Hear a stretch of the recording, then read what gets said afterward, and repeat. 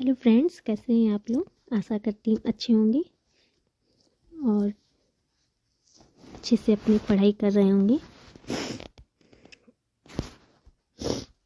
आज मैं फिर आ गई हूँ आप लोग के सामने एक मोस्ट इम्पॉर्टेंट टॉपिक लेकर, जो कि हर एक एग्ज़ाम के लिए बहुत ही इम्पॉर्टेंट है। और हिंदी व्याकरण के बिना किसी एग्ज़ाम में ऐसा हो ही नहीं सकता कि आपको हिंदी व्याकरण ना पूछी जाए। तो इसको आप लोग, इस क्लास को आप लोग अच्छे से देखिए और इसे बार बार रिवीजन करिए, क्योंकि रिवीजन ही जो है वो इम्पोर्टेंट की है हमारी सक्सेस के लिए। तो जितना रिवीजन आप लोग करेंगे उतना ही आप लोग को अच्छा रिस्पांस मिलेगा। तो इससे पहले मैंने जो स्टार्टिंग की थी हिंदी व्याकरण की, तो वो आप लोग पिछले प्लेलिस्ट में जाके आप लोग देख लीजिएगा उसे, क्योंकि फिर ये बीच से देखने से कोई फ़ायदा नहीं है। इसके पहले आप लोग को उसे देखना होगा, तभी ये पीछे का जो पार्ट आज मैं आप क्लास ले रही हूँ आप लोग की, तभी वो आप लोग को समझ में आएगा। तो हम लोग वीडियो को शुरू करते हैं। वीडियो को शुरू करने से पहले वीडियो को लाइक और सब्सक्राइब ज़रूर कर दीजिएगा, जिससे कि हमें भी मोटिवेशन मिलता रहे। अब हम लोग स्टार्ट करते हैं अपनी वीडियो को। आगे जो हम लोग को पढ़ना है आज, उसे हम लोग है कॉन्सोनेंट आज पढ़ेंगे, व्यंजन। कल हम लोग ने देखा था स्वर, आज हम लोग देखेंगे व्यंजन को। तो ये जो एग्ज़ाम टिप है वो याद रखना है हम लोग को कि पहला वर्ण हमेशा आधा होता है, इसे हलंत बोलते हैं।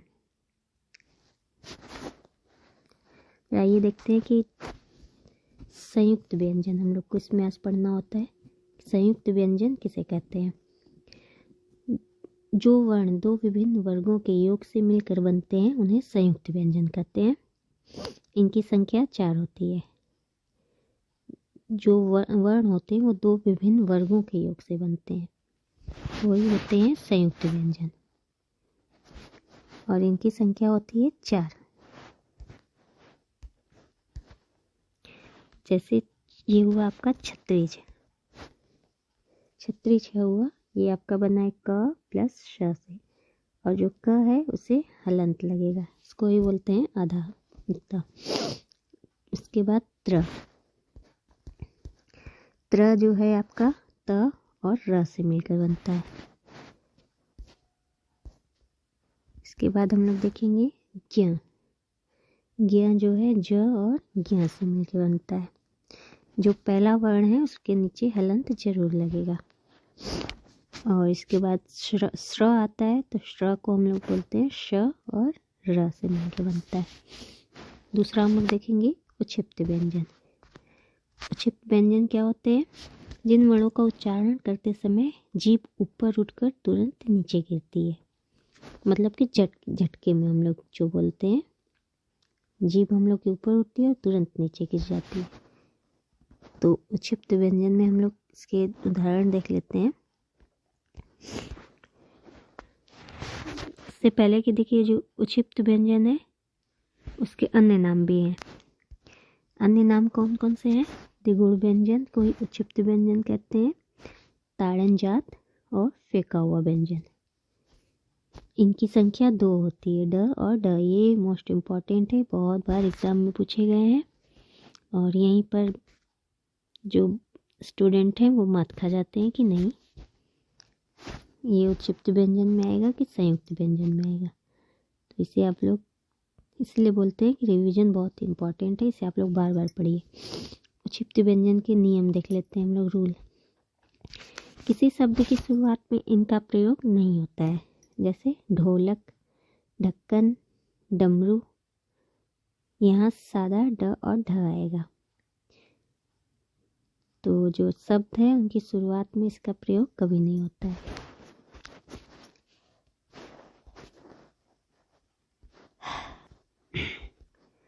आगे है द्वित्व व्यंजन। द्वित्व व्यंजन में प्रयोग नहीं होता है, जैसे कबड्डी, अड्डा। देखिए आधा आ गया नीचे, तो इसको आप लोग उक्षिप्त व्यंजन नहीं कहेंगे।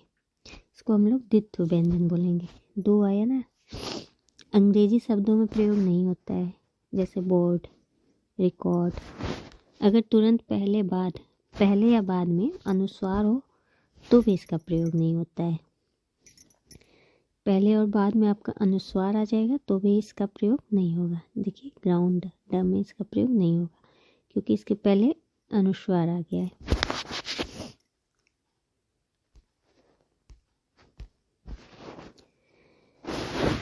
देखिए कॉमन मिस्टेक हम लोग क्या करते हैं, ड और ढ में फ़र्क समझें।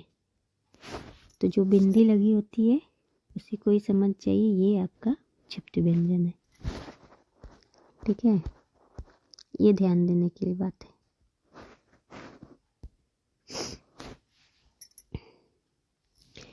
जब दो समान व्यंजनों के बीच कोई स्वर ना हो तो उसे हम लोग द्वित्व व्यंजन कहते हैं। द्वित्व व्यंजन किसे कहते हैं, जब दो समान व्यंजनों के बीच कोई स्वर ना हो। जैसे सत्ता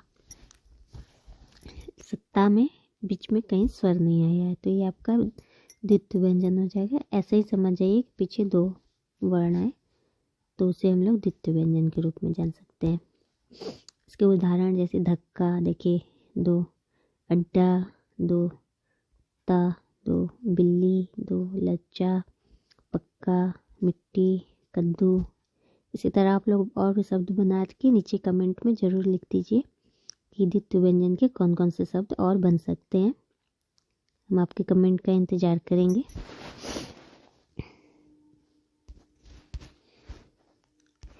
इसके बाद हम लोग देखेंगे आयोगवाह व्यंजन।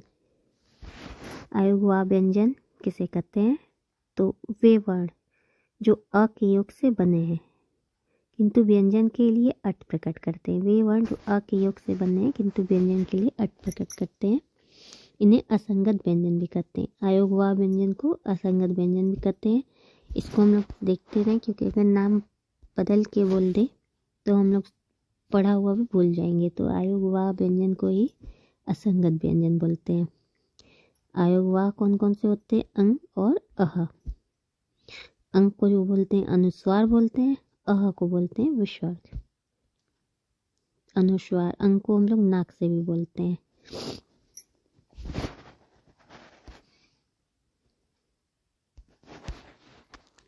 अन्य महत्वपूर्ण बिंदु पे भी हम लोग कुछ बातें कर लेते हैं व्यंजन के बारे में।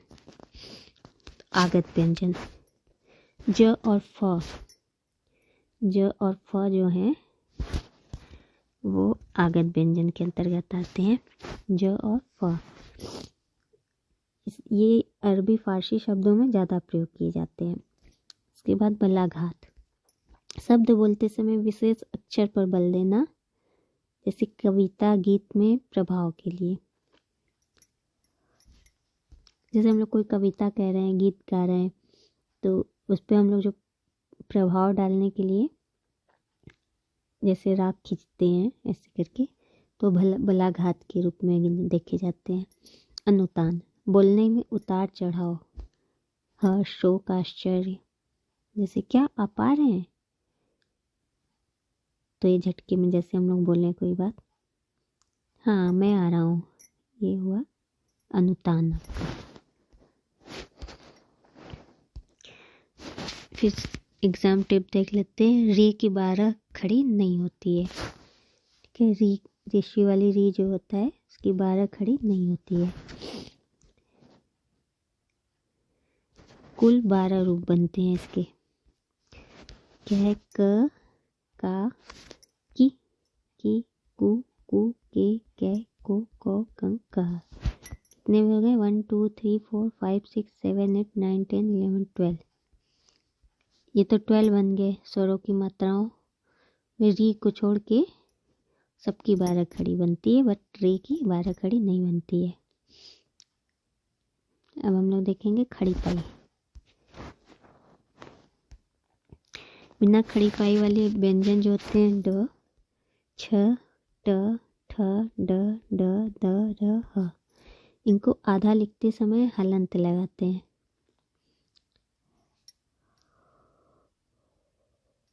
जैसे श्लोक, ख्याति, मिट्टी, द्वारा।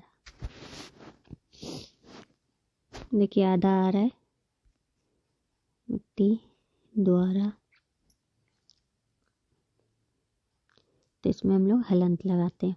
घोषत्व के आधार पर वर्गीकरण देखते हैं। स्वर तंत्रिका में कंपन, स्वर तंत्रिका में कंपन या नाद।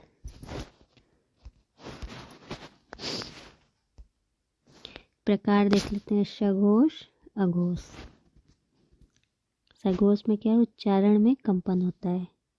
जैसे वर्ग का 3, 4, 5 य, र, ल, व, ह सभी स्वर और ड और ढ सब आपके सघोष में आते हैं।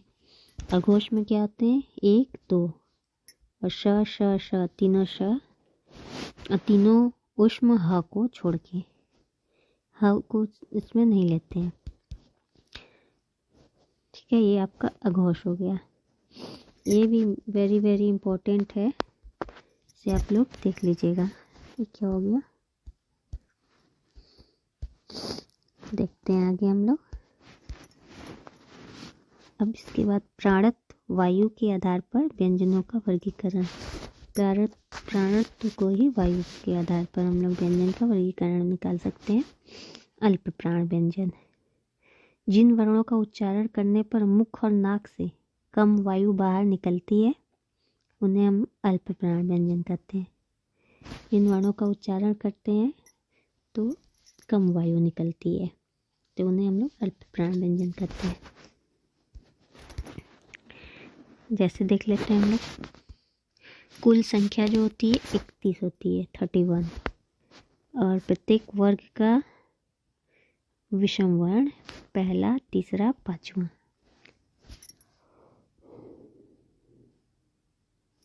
पहला, तीसरा और पांचवा। इसके बाद हम लोग देखेंगे अंतस्थ व्यंजन। य, र, ल, व, य, र, ल, व अंतस्थ व्यंजन होते हैं। और सभी स्वर 11 जो स्वर होते हैं प्लस ट, ये भी आपके अयोगवा में आते हैं। क वर्ग, च वर्ग, ट वर्ग, त वर्ग। तो क वर्ग में क, ग, ग, च वर्ग में च, ज, य। देखिए पहला, तीसरा और पांचवा, यह हो गया आपका अयोगवा। इस तरह च वर्ग में भी, ट वर्ग में भी, त वर्ग में भी। ये आपका हो गया है अल्प प्राण व्यंजन, कंप्लीट हो गया है। अब हम लोग कल नेक्स्ट वीडियो में देखेंगे महाप्राण व्यंजन। तो वीडियो में बने रहने के लिए वीडियो को लाइक और सब्सक्राइब जरूर कर दीजिएगा। कल ही मिलते हैं इसी टाइम, तब तक के लिए धन्यवाद।